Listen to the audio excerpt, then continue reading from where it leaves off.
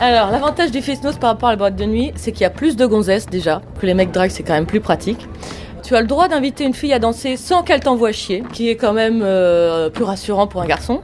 Ensuite, ça coûte moins cher. La binouse est à 1,50 ou 2, tu vois, maxi, donc voilà, c'est quand même valable. Tu peux dire à une fille qu'elle est belle, par exemple, ça marche bien en général. Puis tu peux lui demander si elle a soif, donc tu lui payes un coup. T'essayes de choper quelqu'un qui aime bien danser la scottish ou la valse, ou tu vois, ça c'est une bonne technique d'approche.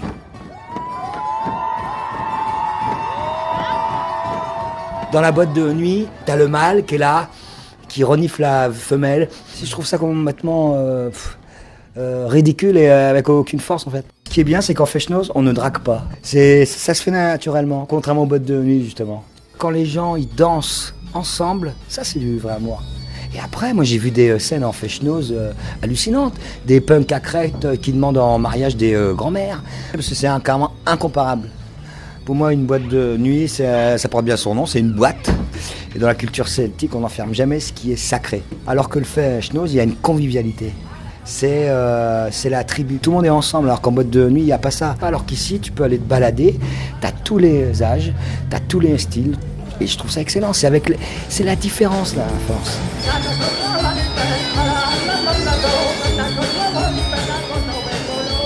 Dans Serrault-Janvier, sincèrement, ce qu'on peut retrouver, on pourrait retrouver en boîte, c'est-à-dire qu'il y a quand même des points communs, il peut y avoir une certaine transe. Sauf qu'en Fest-Noz, on pue pas des bras.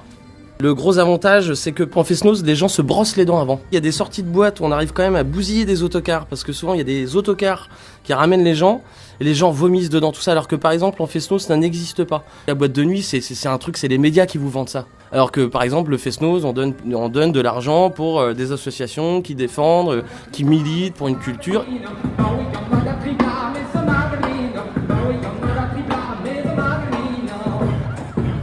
Le Fest-Noz, c'est aussi quelque chose de chaleureux, familial. Il y a les anciens, il y a les petits, il y a les ados. Le Fest-Noz, c'est quelque chose de partage.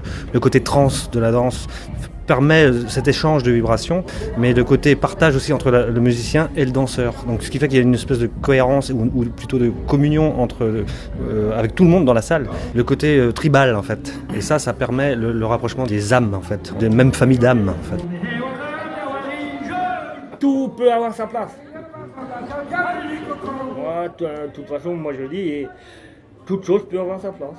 Même qu'il y a des discothèques, il y a des Fest-Noz.